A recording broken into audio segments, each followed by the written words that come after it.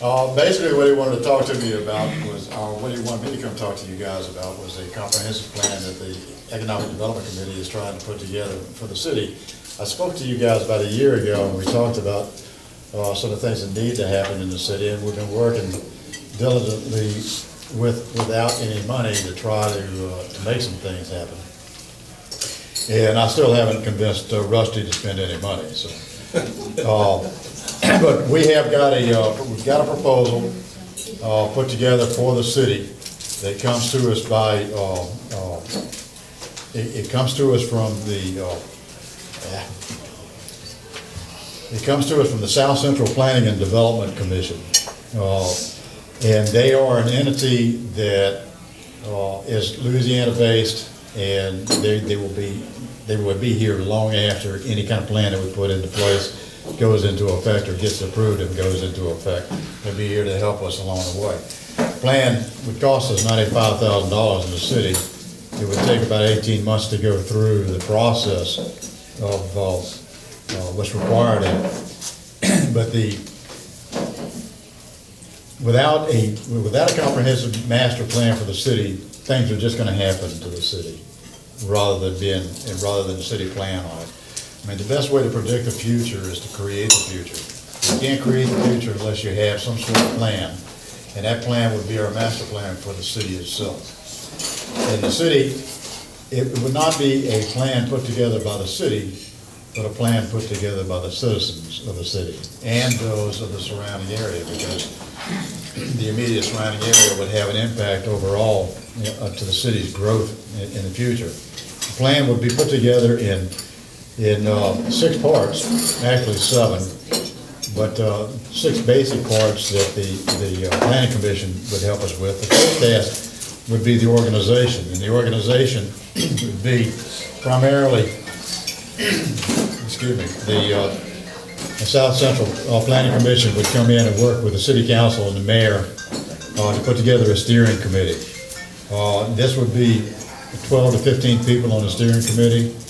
Be made up, basically, each city council member would nominate somebody out of their district to serve on the panel, and then one representative would come from the city youth council, come from the tourist commission or school board or city administration, public works chamber, somebody like that. Then you'd have one member coming from the minority community within the city, and you'd have one representing small business, and you'd have one representing industry. So that would be basically the kind of people that would make up the steering committee.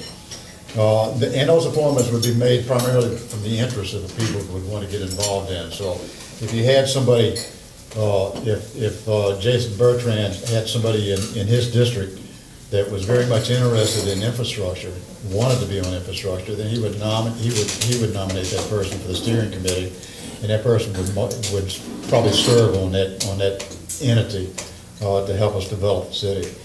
The second task for organization would be to develop and present the steering committee a PowerPoint presentation, which we would then in turn come out and ask you guys if we can come talk to you, rather than waiting for Dr. Miller to call me and ask me to come in, so that we can show you exactly what we're going to be doing, what's coming up over the next quarter, over the next month, over the next week, or what have you.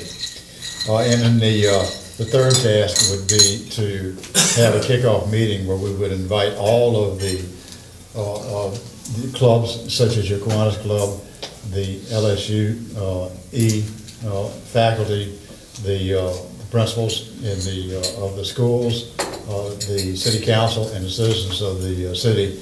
So we kick off and give an overview of what our whole plan encompasses as we go forward. The second part would be inventory and projections.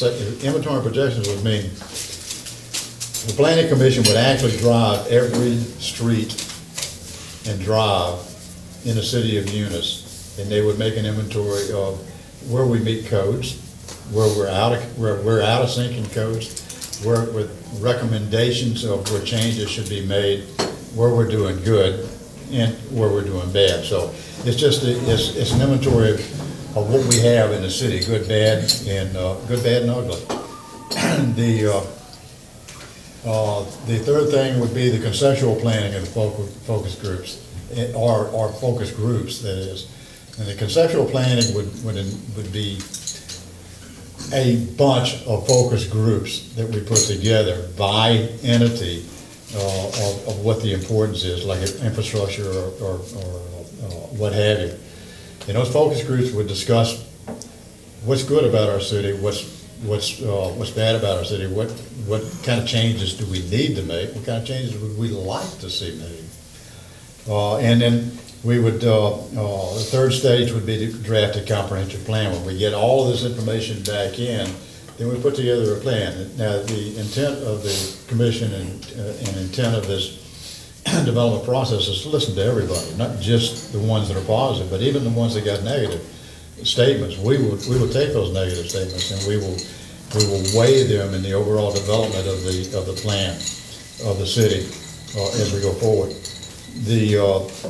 And from that, we would draft a comprehensive plan that we would take back then to the fifth part, we'll just take it back to the citizens of Eunice again and say, here's what you told us, now give us more feedback and let's get it locked in. And then finally, we take those revisions, and the final step, we would make all the revisions and we take that, develop a final document, which we take back to the city council and the mayor to get the approval. And what this does for all the people sitting here in this room, what it does for the citizens of Eunice and the surrounding area, is it gives you a say-so on what's going to happen with the city. When you stop and think, when you stop and look at the $85 billion that's going to be spent in southwest Louisiana, primarily in Calcasieu Parish, Lake Charles area, but up and down the Mississippi River, I mean, all the way from Point Capee Parish, all the way down to Plaquemines Parish, south of New Orleans, Louisiana, everything is being affected. There's a lot of industry being developed along the Mississippi River between Baton Rouge and New Orleans, primarily in the Donaldsonville area. It's going to have an impact on what we're doing here, but that is just a very small part compared to what's going to happen in Lake Charles. Now, if the citizens of the city of Eunice just sit back and just let things happen, then Lake Charles and the Mississippi River areas are going to be the ones that make the determination of what the city's going to look like in the future.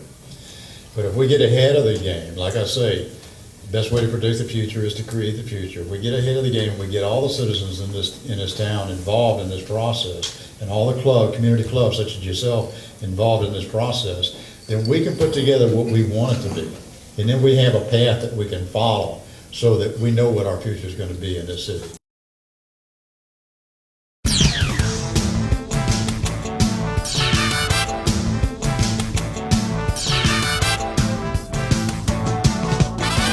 K